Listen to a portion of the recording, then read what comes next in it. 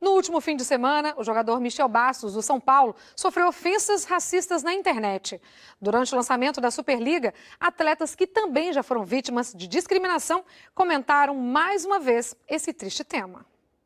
No último sábado, o meio-campo Michel Bastos marcou um dos gols da vitória do São Paulo sobre o Sport por 3-0 pelo Campeonato Brasileiro. Na comemoração, fez um gesto pedindo para a torcida são paulina se calar. No dia seguinte, em uma rede social, o jogador foi chamado de macaco negro por uma torcedora do time. Em janeiro desse ano, a meio de rede Fabiana, do SESI, sofreu ofensas racistas durante um jogo da temporada passada da Superliga, contra o Minas, em Belo Horizonte. Ela comentou o caso de Michel Bastos. Não acredito que até hoje, no século que a gente vive, a gente ainda tem que passar por isso, a gente tem que ainda escutar sobre isso, sobre a palavra racismo. Eu não acredito que eu tenho que vir em frente à câmera ainda para poder falar sobre isso. É uma coisa que eu acho que deixa eu e todo mundo triste. O Wallace, do Cruzeiro, passou por uma situação parecida, também em uma partida contra o Minas em Belo Horizonte, válida pela Superliga de 2012. Às vezes é até bom você não dar ibope para esse tipo de pessoa, sabe? Porque às vezes é isso que eles querem. Vamos fazer isso porque a gente vai chamar a atenção. Um caso muito semelhante ao de Michel Bastos ocorreu essa semana com a atriz Thaís Araújo, insultada com comentários racistas em uma rede social. Ela postou uma mensagem na internet e depois prestou queixa na polícia. A Confederação Brasileira de Vôlei pretende usar a Superliga como uma plataforma para realizar mudanças nas punições desportivas em casos de discriminação. Nós já vamos iniciar agora, aproveitando os primeiros jogos, uma campanha contra a discriminação no esporte, no caso específico no nosso esporte, e quem sabe para o próximo ano a gente consiga, junto com os clubes, incluir no regulamento algumas punições mais severas para que isso não ocorra. É um papel nosso social. E aí, caros alunos, aqui é o professor Isaac, tudo bem? Como é que vocês estão? Espero que estejam todos bem de saúde, assim como eu estou me recuperando. Então, eu escolhi aí um novo tema para a gente abordar nas nossas aulas de educação física, que é um tema que infelizmente é bastante recorrente na nossa sociedade e falando no meio esportivo, que é o racismo no esporte. Então a gente vai abordar aqui alguns temas que são interessantes para que a gente consiga compreender o que é o racismo, para que a gente consiga entender de que forma ele acontece no Brasil e trazendo dentro do esporte. Será que existe racismo dentro do esporte? No mundo todo, no Brasil, na sua cidade, na sua escola? Será que isso ainda acontece? Será que você já viu algum caso? Então eu vou gravar esse primeiro vídeo com uma introdução, para que a gente possa compreender como é que funciona, como é que acontece e realmente o que é e o que não é racismo no esporte e racismo em geral. Vamos lá, continuando. E o que é raça? Então, raça é um conceito inexistente na biologia humana. Sabia disso? Apesar do termo ter caído em desuso há décadas, ele foi utilizado ao longo da nossa história para dividir a espécie humana e definir políticas e ideologias que marcaram e ainda marcam nossa sociedade. Ou seja, nesse sentido, a terminologia raça biológica não existe. Então, a raça é uma construção social não biológica. Ela serviu apenas para dividir os grupos, as tribos, os povos, né? Que ele dizia, a minha raça é a raça vermelha, minha raça é a raça amarela, branca, preta. Foi só para dividir politicamente, para dividir os povos, identificá-los, né? Mas nós sabemos hoje que, principalmente no Brasil, nós somos um país que não tem uma raça só, não tem uma cor só, né? Nós somos uma raça só, porém temos vários povos, né? Lembra que o conceito de raça era para definir, para dividir os povos. Um povo japonês, o povo brasileiro, o povo de Portugal, certo? Questão de povo. Então eles davam essas nomenclaturas. Mas hoje nós sabemos que nós somos uma raça só. porque o nosso DNA ele é 99% idêntico, então não vai mudar nada. Logicamente, nós dizemos que nós temos o mesmo DNA. O nosso DNA, o DNA dos humanos, são 99,9% idênticos. Então, não é a cor de pele, não é o tamanho, não é o sexo que vai dizer que o nosso DNA humano geral é diferente. Então, nós somos uma raça só. Ponto final. Você sabia também que ainda existe no Brasil um racismo que ele pode ser visto, por exemplo, nas taxas de homicídios? 23% dos homicídios são com pessoas negras, pessoas pardas, que se identificam dessa forma. A violência, a cada 23 minutos um jovem negro morre no Brasil, é uma realidade. A remuneração, as mulheres, também um grupo que foi afetado, que foi menosprezado, vamos dizer dessa forma, que sofreu muito durante muito tempo na nossa sociedade. As mulheres negras, elas recebem 70% a menos do que as mulheres brancas, ocupando a mesma função, o mesmo cargo. Isso ainda é uma realidade. E também a taxa de pobreza. No Brasil, 75% dos pobres são pessoas negras.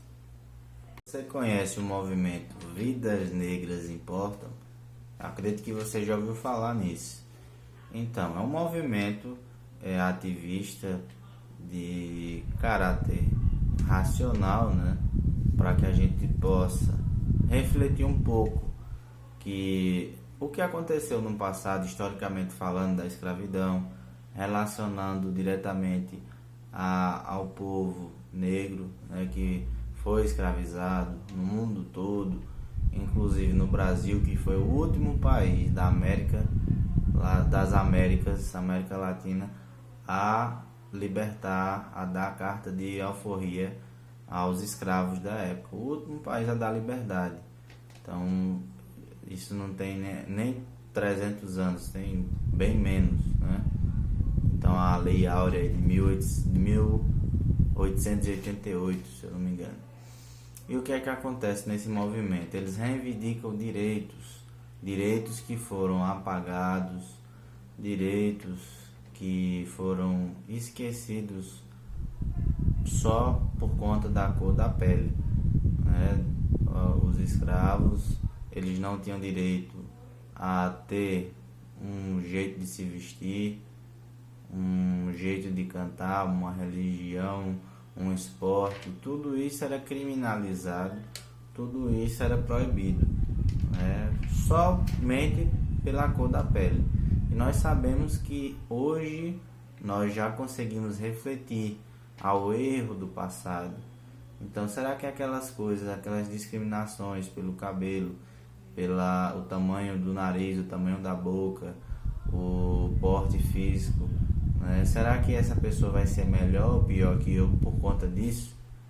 Então, esse movimento de Vidas Negras Importam não é para dizer que só as vidas negras importam, que dos brancos, dos amarelos não importam.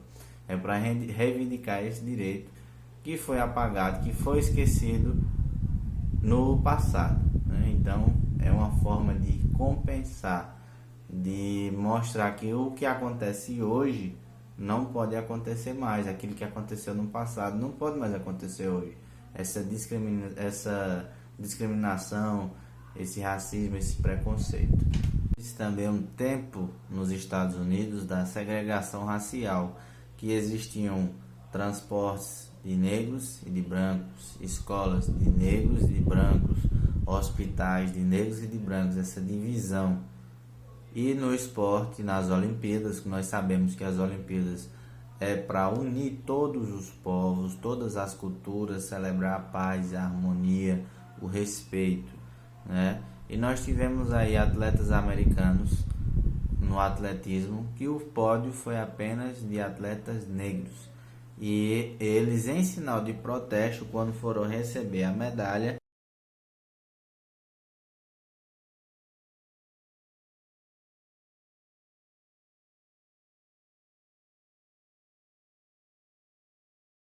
eles levantaram o braço, ergueram a mão lá para cima e baixaram a cabeça em sinal de protesto com uma luva preta na mão e ficaram aí conhecidos como os Panteras Negras. E eles na época receberam uma punição, né? Infelizmente receberam uma punição e perderam suas medalhas por conta disso daí. A comissão entendeu que era um gesto político e tal, mas não era, era um movimento para dizer que chega, basta, somos todos iguais, temos que ter os mesmos direitos, temos que ter as mesmas oportunidades. E a partir disso foi que começou aí o movimento de Vidas Negras Importam, né? Do pessoal reivindicar os direitos, de dizer que sim, que tem que fazer, que tem. Nós temos um caso aí bastante conhecido no futebol. Em 1950 o Brasil foi finalista, então lembra da Copa do Mundo, lembrar a primeira Copa do Mundo que aconteceu no Brasil. E nós tínhamos aí o resultado final de 1-0 para o Uruguai. O Uruguai ganhou a Copa na casa do Brasil. E adivinha só, quem sofreu a culpa, quem levou a culpa pela derrota do time todo do Brasil? O goleiro Barbosa.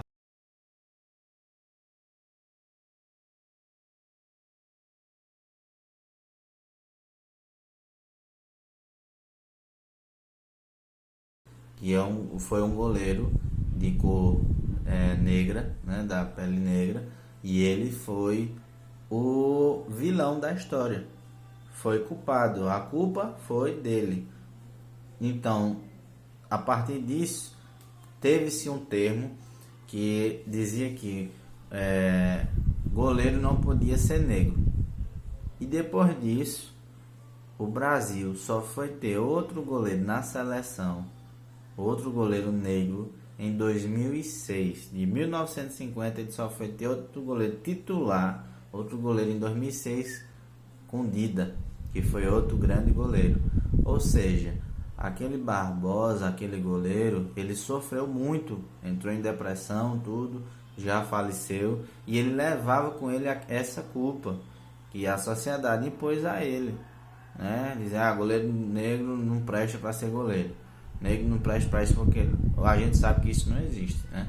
A gente sabe que nos dias de hoje é inaceitável dizer isso. Nós não temos diferença alguma, nada cientificamente que comprove que alguém é inferior ou não pela sua cor de pele. Mas isso aconteceu, isso é um fato que a gente tem que observar. Quantos outros jovens, outras crianças negras não deixaram de ser jogador, deixar de ser jogador, perder seu sonho de ser um goleiro, por exemplo, um goleiro de sucesso, por conta desse fato que foi se passando, foi conceitos, né, que foram atravessando gerações e gerações e refletiram, né, até aí meados de 2006, 2010. Então, isso aí é um exemplo de racismo estrutural que vem do passado, que perde.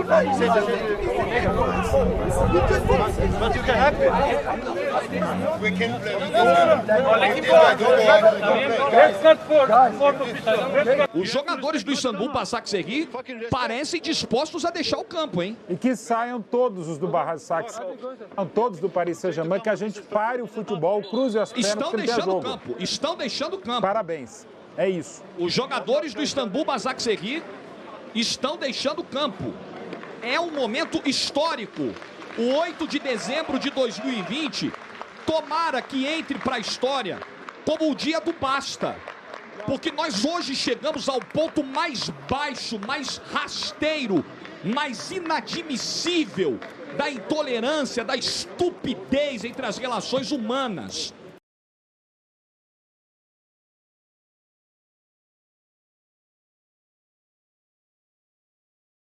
Se você gostou desse vídeo aí, eu agradeço e peço que você se inscreva no meu canal para ter mais aulas, para que eu possa melhorar, debater mais temas, ensinar mais alguns conhecimentos e também aprender com vocês.